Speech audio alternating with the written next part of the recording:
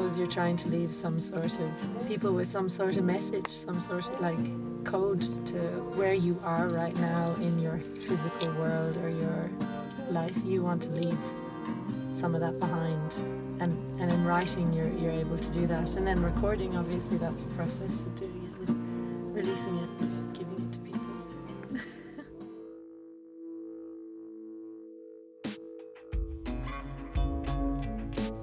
The idea to go back to Ireland to record the album was planted, you know, the seed of that was planted when we were out in the desert recording my first album.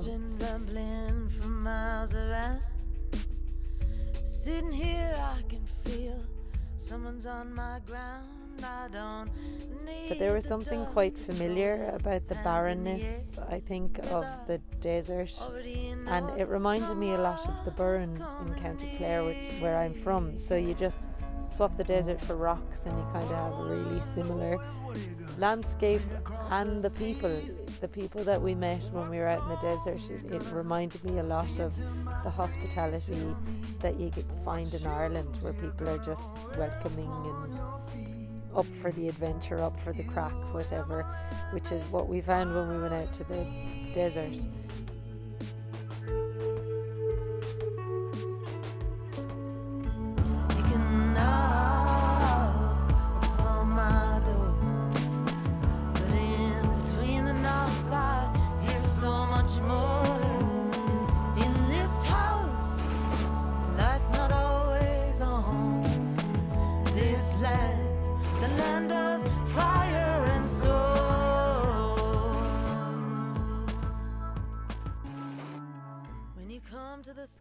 So Mark and I kind of planted that seed that maybe we should go home to Ireland to record the next album, and then it happened.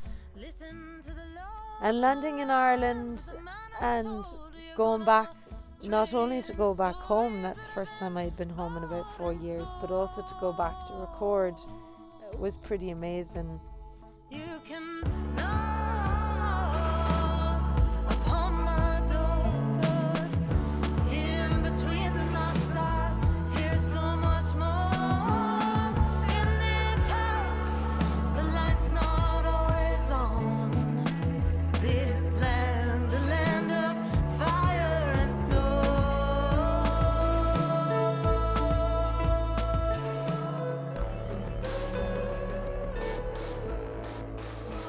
I was returning back to all these places that I had lived or gone to university or had friends, or wherever we were going, you know, there was a bit of a memory from something from my childhood or from adulthood in it. So it was kind of going back on an adventure, but it was kind of picking up little pieces of me that I had left all over Ireland and trying to form it back together into who I was in that time, space and place, in coming back to Ireland to try to record this album. If the land feels you true, the gate will open up for you. It'll open up for you. Open up for you. Open up for you.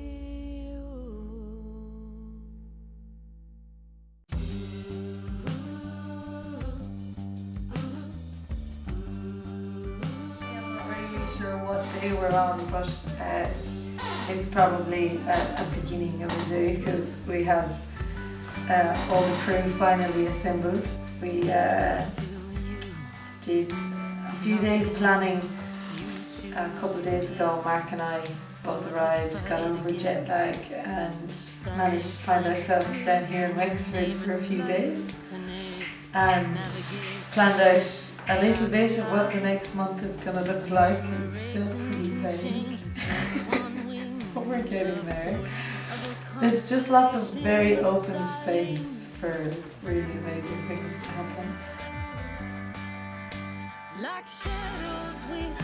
Yeah, so where we are right now is in Wexford, in our friend Claire and Joe's house, and they've gone away to sun themselves in Italy for a couple of weeks. So they've given us run of the house to set up and record and get ourselves started. So that's really what today is about, just settling in. It's up to you, not them. You choose peace or to fight again. The truth it soars in all of our words. So send it out on the wings of birds. When the wind takes a flaw the other way, you can break apart all the brave ones say. Making a blood boil. Stop making my blood boil. First album, I didn't really know much actually about recording, and I didn't know much about production, and I didn't know much about anything except writing songs. So when I went to do it, I really gave all my trust over to Mark and what we were doing, and thank God he's such an amazingly intuitive producer that he just pulled out of me the very best, and that's what we did. Whereas this album, Mark and I really sat down for months and months beforehand and talked about what kind of album we wanted to make. This is the hardest record I've ever made. So the songs were kind of second to the type of album we were trying to make. We have this idea for an album that is reaching for something beyond what I've spoke about before, perhaps in lyrics, beyond what we all as humans kind of walk around in a little bit of numbness to what's going on in the world around us. The album was designed from the very start to awaken those things in us, to reach a bit further, to ask more questions, to demand more, you know. And that same process happened with the songs then. I love that explanation, moving a ghostly I love it, isn't it? Because I've got the fucking ghost there. It's going in. It was a different way to do an album, and I think the sound is very unique to this album because we started with a very clear directive of where we were going in the end, and thank God we made it. We made it there. You're thinking quite right. Pounding a whole bunch of veggies into a pot and boiling it. I feel like I'm on a cooking show. Come on, let me just take you to my pre-prepared garden. Fucking cooking show. Win the lead. The last thing I want to do is a cooking show. For a start, I can't fucking cook.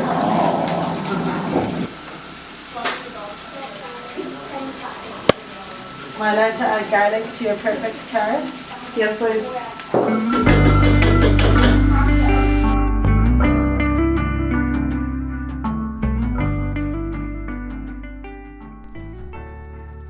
The Aran Islands are just magical, and I remember such a strong feeling of that as a child, and I've held that lovely little memory locked in me for such a long time that I knew when I went home to Ireland on the itinerary I was definitely bringing my kids over to the Aran Islands, whether we recorded there or not. But beautifully Mark was like, yes, let's do it, and we had the chance of using Aran Islands, the arts centre out there. It was like the big mission for the trip was to get out there. You know, everything else was really easily accessible, whereas the Aran Islands was a big mission. And first the car battery was dead in the morning and we barely made the ferry, and then we got on the ferry and we get over there and the ferry ride was unbelievably bumpy. And we all got over there kind of a bit shook, and then, you know, went to turn the computer on the next day to start recording, and Mark's screen is just flat, black, wouldn't open. This song will be worth it.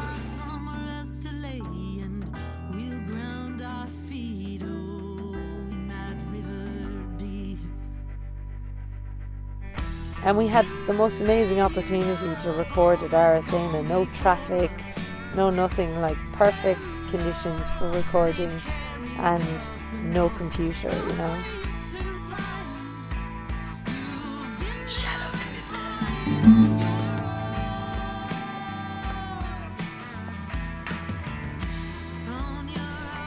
And so we all kind of had to sit back and say, well, what could we use this adventure for? Like, what can we take from the experience here that can add into the album without it being actual recorded pieces of it? Where'd that come from, dude?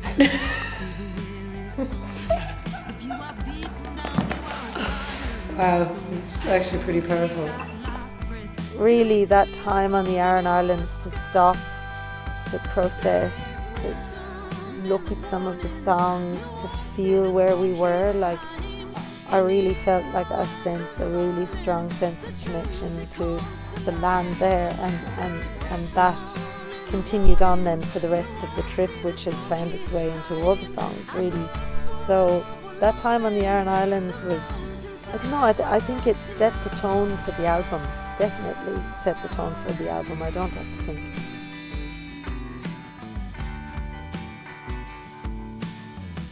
Today we kind of use the day going around doing wacky stuff like jumping in the water with GoPros. And it was cold, by the way, the water. Mark didn't go. That's why I didn't go in. Yeah, but you cooked a nice dinner. I did cook a lovely dinner, and I just couldn't face the surgery of getting my nuts removed from my tonsils if I jumped in that sea. You can do it! Let's see Willie over there!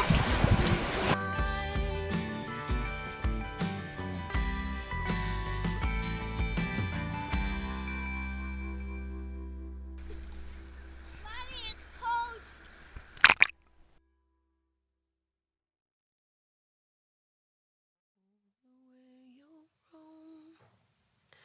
Roll the levee back home, my boy. Roll the levee to me. And lost a lot of birth you know you're from. Know the home you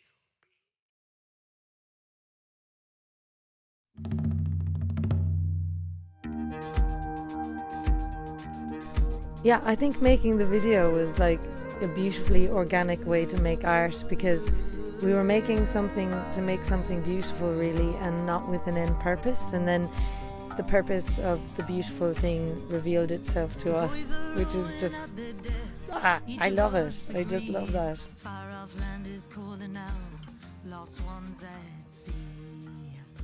Somehow they have sailed on a tide that has no tune. There's a song we all know, and they have not forgotten. Vicki decided that the water would be amazing. She had her GoPro with her, so she was like, let's just go underwater. And it's freezing, like it's feckin' freezing. And I used to surf in Ireland and everything, and here I was like freezing going in the in the summer. Like, Australia has spoilt me so bad. So yeah, Vicki had an idea that I'd just go underwater. So off we went, and we took some bed sheets from the hostel, and we wrapped them around me and just decided to swim underwater with the amazing seaweed, and the look of everything on the Aran Islands is just so beautiful. Roll back the levee, you boys. Roll it back to me.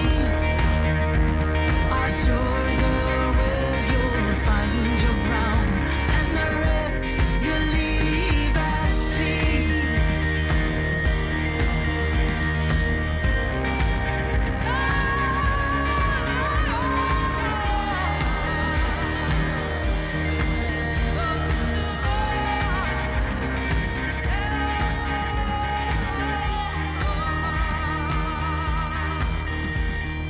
Crossing the shallows, hold.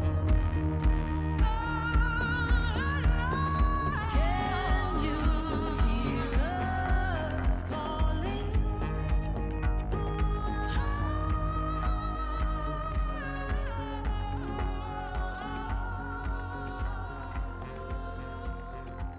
When we knew Row Back the Levee was going out as a single, I remembered that video footage, and I also remembered this very old film footage from the Aran Islands called the Man of Aran, and I thought it was just quite a cool thing to do, to take this real masculine Man of Aran film and find as many references to women in it. Any women we could find, we put them into the video. And then there's of course me swimming underwater.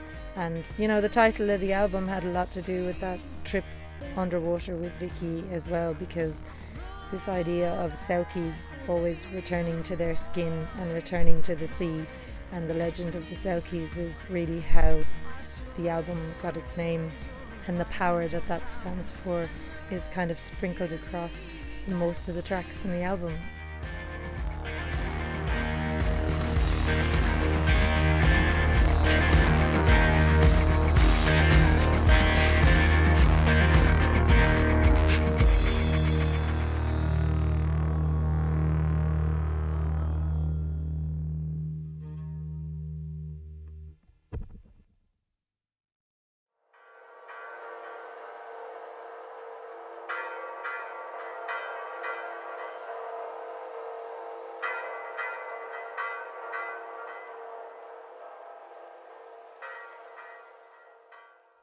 It was Mark who chose this part of the world because his friends are down here, good friends of ours, and I really wasn't keen on recording in Wexford because I think I really wanted to be in like my place of like serenity and peace, and home is definitely the west, not the east coast. So I wasn't keen on it at all, but I came down a few days early and really had those like sort of flashbacks and driving and remembering living down here, and kind of not great memories now at all. So I kind of thought, oh, this is a really, really bad idea. But I thought the best thing to do would be kind of to go to the heart of it, and all the sort of bad memories come, and then just be like, okay, well, I got to make some new memories here and start over. I just spent a few days down at the caravan park, just making new memories with the kids. Flames, let it go. We asked, where's the blame? She dug down on hands and knees, and she held on that they may rest in peace. These walls of secret hearts, they were good for nothing of loving, but tearing it apart. Yeah, I was able to let go, and I think now having a few days here without the pressure to record yet, it's a new place now for me, like it's new memories, and I can see that despite all the like bad stuff that happens here, it led us to Australia, it led us to do what I've been doing, and then it's brought us back here. And there's some reason, you know, like it wouldn't just be random coincidence that Mark's closest friends live like 12 minutes from where I used to live. Like there's some universal coincidence that like I had to go and come back to this place and then start. And it's nice that it's the start of our trip around here, because now it's like, alright, let's reimagine what home is like. Yeah. Let it go, they said. Open flames, let it go. We asked, where's the blame? She dug down on hands and knees, and she held on that they may rest in peace. Like I didn't think I could be a mother and play music at the same time. I didn't see it. And when I started down that journey, you know, maybe 4 years ago, it was really because I also wanted to show them that they need to follow their dreams, and you can't just say it to kids, you know, they have to see you doing it. But like any kids, you know, you wish grass is always greener, so sometimes I'm sure they wish for more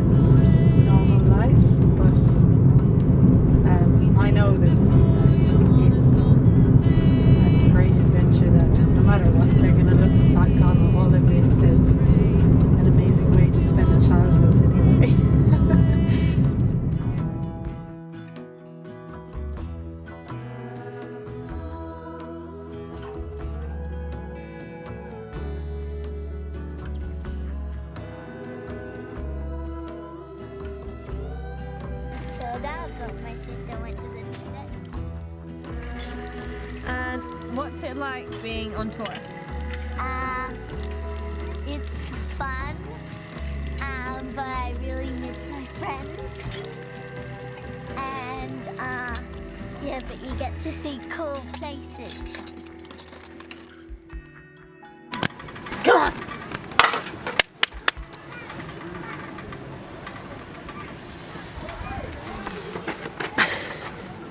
Okay, boil!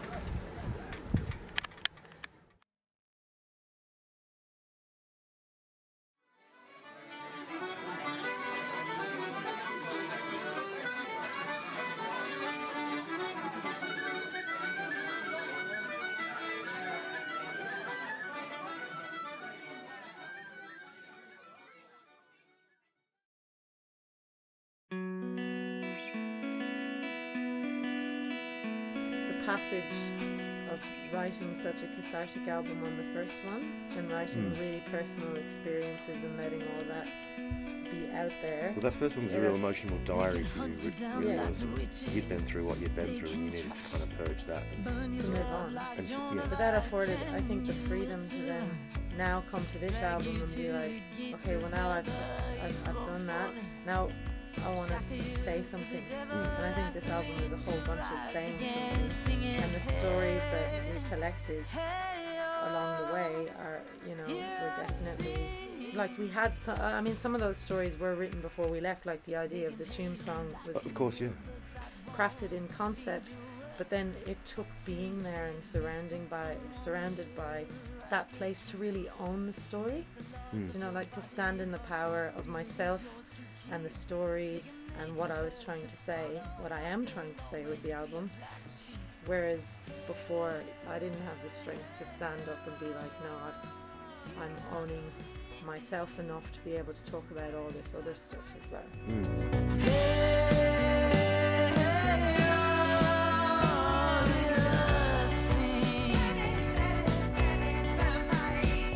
They can feel you with venom, you will stand gentle in their face.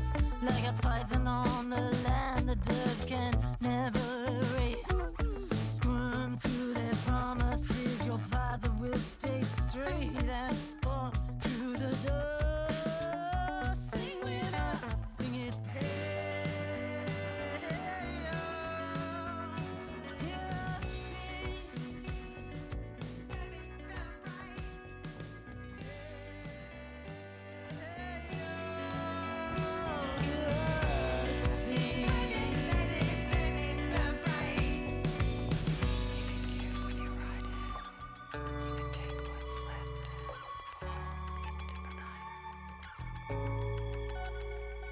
You can remember of your future without betraying your past, or hide in the ghosts and the shadows that they cast. You can lie in the low flame or in the half-light, or use your breath to be a bonfire and baby burn bright. Hello!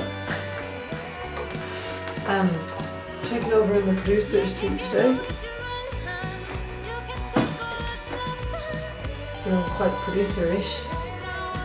But if I press a button, it'll probably all explode.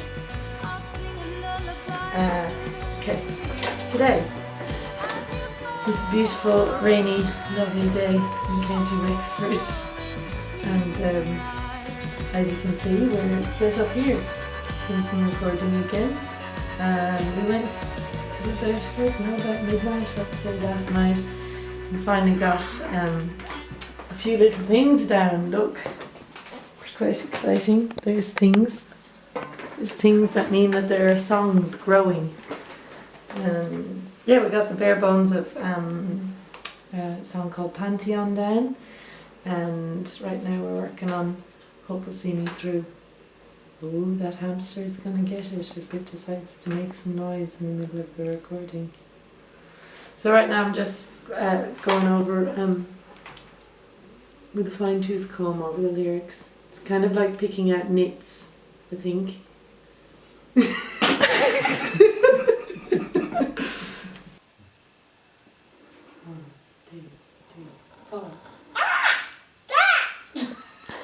Looking up to down like a witch days. I can't try.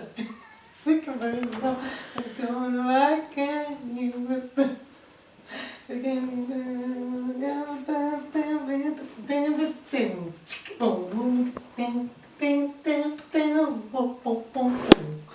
singing I love you, Mark. It sounded like a cockatoo. Oh, sorry.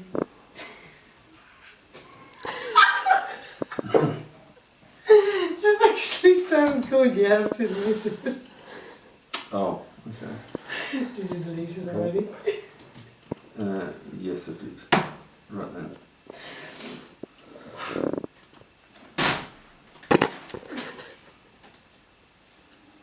If you're gonna fuck around, I'm just gonna go out there and watch telly.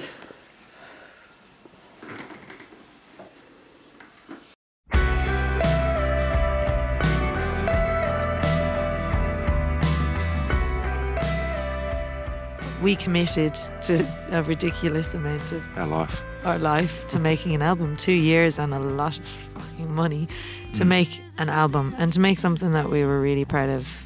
Like, But when you set out to make an album, I think your headset is completely different. And especially when you cross the world to do it. There's something, it really hones the focus. And we went to Ireland. It wasn't really, oh well, Áine gets to walk around Ireland barefoot and touch the ground and reconnect with her ancestors, blah, blah, blah, blah.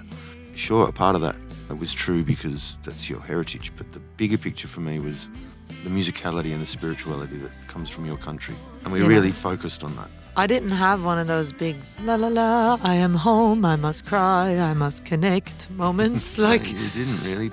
it was more like I felt like I was on familiar ground, familiar land, my landscape.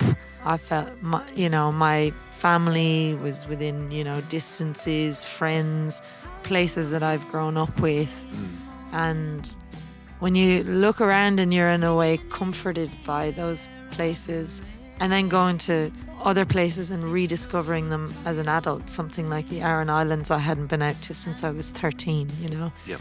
and rediscovering that as an adult and being like, wow, what's here. And I think going home for me was more feeling into that history. I don't think songs like Whispers of Shame and Hear Us Sing and some of those other ones which go deep and even like Shadows We Fall. Yes. Yeah. Even though I wrote that, most of that while in Australia, the lyric that it was from Australia compared to what came out just from sitting at home and being sort of like marinated in a way in Ireland and in those connections and the landscape and the whole that constellation of starlings, that idea, like that came from being at home and being surrounded by poetry and being surrounded by music again, and like the ferryman coming up to me when we went to the Aran Islands, the guy that was roping up the ferry and giving me a poem and asking me would I ever think about setting it to music, like that. Everyone is a poet in Ireland, like really, like, and everyone plays or has some musical bone in them, and if they don't, they appreciate it. I figure maybe later in the song we'll have a second half of the chorus written as well. So there'll be a 2-part chorus. Okay. You could go right down into it. Yeah. Yeah, it descends down into something really, sort of like a middle 80 kind of. I'm sorry, I was just writing a song. Oh man. I was told I was just going to produce a record, not write it, but fuck it, I'll do it. You're welcome.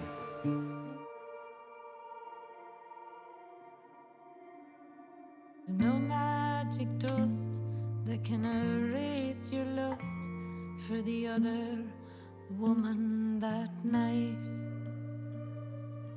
One wrong turn and you headed All the really folky stuff stayed exactly how it was. So the stuff that was, that you already had really strong committed ideas, like songs like Hope Will See Me Through. Whispers of Shame. Whispers of Shame. Well, Whispers of Shame, we really fleshed it out that day. My computer broke on the... Yeah, true. We had a long time with that one. We had a long time with that one. I remember being at Clare and Joe's and talking about Darling Falling. And I remember it didn't really have a chorus. And so we came up with that word rise. Yeah. And we were worried because the word rise... Was in the album a little bit already. Yeah, there's about 17 rises. I think, and we had to start culling them off various songs because it was becoming a little bit, why don't we just call it every song rise and the record rise.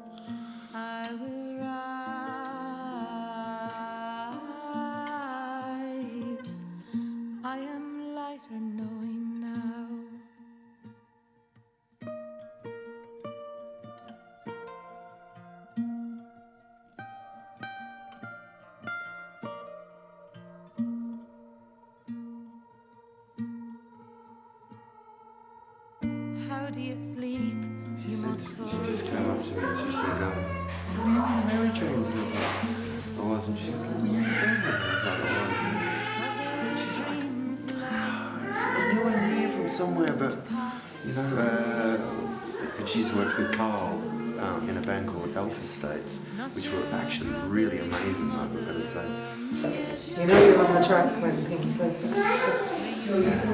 I suppose the idea of doing these recordings in places where you're feeling a little bit out of sorts is a good thing, because perhaps it puts you into a headspace where you think, well, I don't feel awesome about this. I mean, you can see it's kind of like a,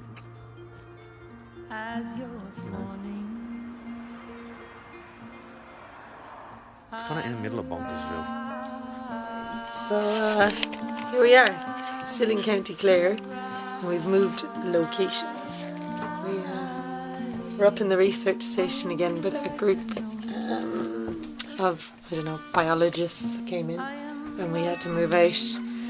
And my dear friend, brother from another mother, Declan O'Rourke, happens to it's mad because he's ended up moving to just near where my dad lives, about not even 5 kilometres. So Declan offered his beautiful studio to us for the day, and he has a really magical piano, one full of character, would you say? Apparently it's got character, Yeah, it's gorgeous. Liam So likes it. Liam's happy, so. Liam's happy, Mark's happy, I'm happy, Declan's happy, even though he's not here. There's a changeover from the grandfather time to the grandmother times.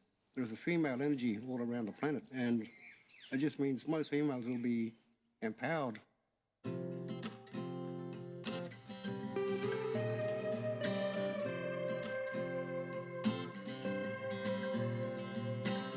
Oh, brother, our good men, they are dying. How do we stop them? When Mark and I left Ireland, we left with 9 tracks to a 10-track album. In This House was the only song that was written here in Australia and completely after the album. I reckon about 4 or 5 of them are exactly the way we were when we left them in Ireland. The vocal take is the same, there's a few instrumentations that come in and out, but in general they're pretty much in the way that Mark and I left them on the go as we were going. And then another 4 of them I would say had massive makeovers along the way. Maybe verse, yeah, but the chorus is... I don't know, the last verse I have something different. Melodically, you mean? Yeah. Some of the songs that are now on the record were just ideas, and so we would sit down and flesh them out, basically, in the same way most people in bands write together. And I think after having worked together for 6 years now, you were at a stage where you felt that you could say stuff to me that you probably wouldn't say to a starting off artist, and you've seen my growth from album to EP to what this was going to be. And I suppose I felt very trusting of you coming in and saying whatever you wanted about anything I'd written. How do we close them when there's still time left to heal them? Stop. We're not fucking Pink Floyd here. We haven't got like fucking 5 years to make the record. Really?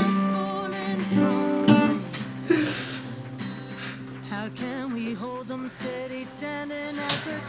So when you count, start at 1. Go all the way up to 4. To dance a surrender and be not afraid, do it in your way. Fuck you, we were born to do this. Oh, sisters, we were born to do this. Oh, stupid motherfuckers, we were born to do this. Oh, mothers, you have always done this. From a mother to her we will return. It's always been the pulse of all that's born. Man may walls before dust takes flight when all has been destroyed. You came from a mother to her we will return. Fuck you, we were born to do this. Sisters, we were born to do this. Super motherfuckers, we were born to do this. Oh, mothers, you have always done this. Fuck you, we were born to do this. Oh, sisters, we were born to do this. Oh, stupid motherfuckers, we have always done this. Oh, women, you have always done this.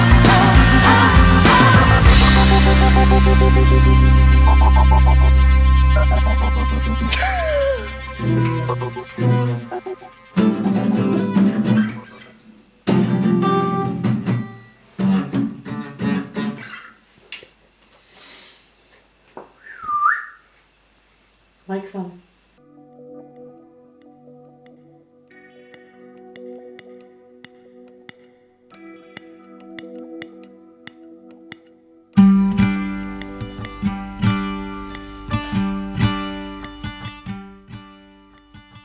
If I step outside, will I burn in the inferno? Will I freeze all of tomorrows? So when Mark and I got back, we took a break from the songs. I was touring a new EP here. We were waiting to decide what we were going to do and how we were going to do it, and we both had got ourselves into, you know, we were fatigued, we had spent all the money that we had and we were just kind of like, we need a break from this. And that break was the best thing we ever did, because I reckon if we went and finished that album straight away and released it right there, we would have ended up with something that was brilliant. It would have been great, but it wouldn't have been reaching as far as we wanted to reach with it. And that was our mandate from the start, you know, from the very, very start. We said we wanted an album that was really reaching towards something. So when we went back, after closing the files for months, and I went down to Mark's studio in Melbourne, and we sat and we listened to those songs again, we both were so incredibly excited about what we had recorded. We were really proud and excited about that, but we were also really excited about how much further we could take it, because I suppose we had seen the growth massively in just those 6 weeks in Ireland, and if we had a little bit more time with those songs back here in Australia, what could we do for them? And a lot of that came in the form of, you know, outros. What did we want to say at the end of a song? What do we want to leave people with? A lot of them came in the form of a little bit more anger injected into the songs, or a little bit more of the saying something that we were a little bit shy to say before. But yeah, in general, the sound didn't change, you know, from Ireland to Australia. I'd say it only deepened because we had more time, and with anything, when you give it more time and you give it your energy in a different way, and you put on a different pair of glasses and look at it from that angle, and when you stand up from above and you look at it below, you know, we got to hear and listen to the song from all different angles, and with that little bit of distance from the songs, you can really have so much more to add to it, and I'm so happy that Mark and I did that.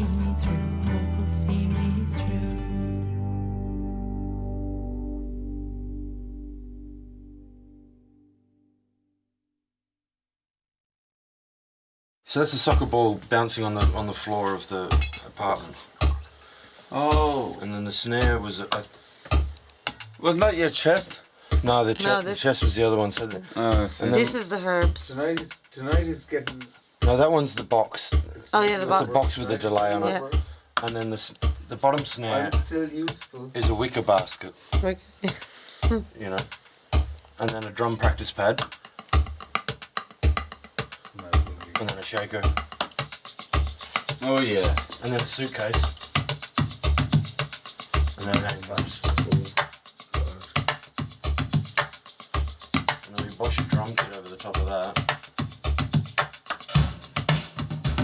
66 Records. Áine Tyrrell and Mark Stanley would like to thank everyone who helped make Return to the Sea come to life. This album is dedicated to the loving memory of Ian Shedden and Chris Wilson. Thank you to our mothers, fathers, aunties and uncles, our brothers, sisters and cousins for always believing in us. Claire at Joe's house in Wexford. For cheering us on in our mad ideas and helping us when we break things. To Julie, Tom, Taylor, Kalani, Tulin, Ollie, Elliot, and the Othering Josh. Taylor! Yes! The Aran Islands. Thank you to all the rebels who crowdfunded this thing through pure magic. And to my Sunday night virtual cup of tea crew. Inishia. Thank you to all these musicians for helping make these stunning sounds. Joe Doyle, Robbie Malville, Carl Odlum, King of Puddins, Colum Macanumra, Dane Kennedy, Cara Robinson, Liam O'Moyley, Declan O'Rourke, Tristan Courtney, Mum, Julie Buxton, Mary Domini. Dara at Arasena. A special thank you to Vicki Rose Evans, Creative Victoria, Spaceships UK, Wallace Bird, Tracy Aiden, Claire Ledbitter, Ellie Doyle, Miss You Ellie, Glenn Hansard, Sarah Carroll, Linda Cooganburn, Good CPR, Delta, Jace, Dinawan and Bell, and the Bunyara Culture Collective, Karma Bond, Uncle Magpie, Dara Munnis, Mandy Nolan, and Zoe Hutchins. Karen's Research Station, Tony McTagg and the McTagg family in Kilmarnock, the crew at Cassidy's Pub, Paddy Fitzgerald, the McTagg family, Stone Mason Cottage, Mary O'D, RTE Radio, Owen Digan at St James Church in Dingle, ABC Radio and all community radios for supporting this music. Linda's Cottage in Clogher Head, County Lock, Muller Music Fest crew, and Connie and Sean Tyrrell, Claire McGregor, Roy Ritchie, Pigsy, Sean Challoner, Orla, Caroline Keane, and Tom Delaney. Oh, thank you to the pigs. Yeah. Bye. Goodbye. Goodbye, pigs. Realise what you have here. Yeah. Just to have somebody who believes that much, that will put that much into it. I know.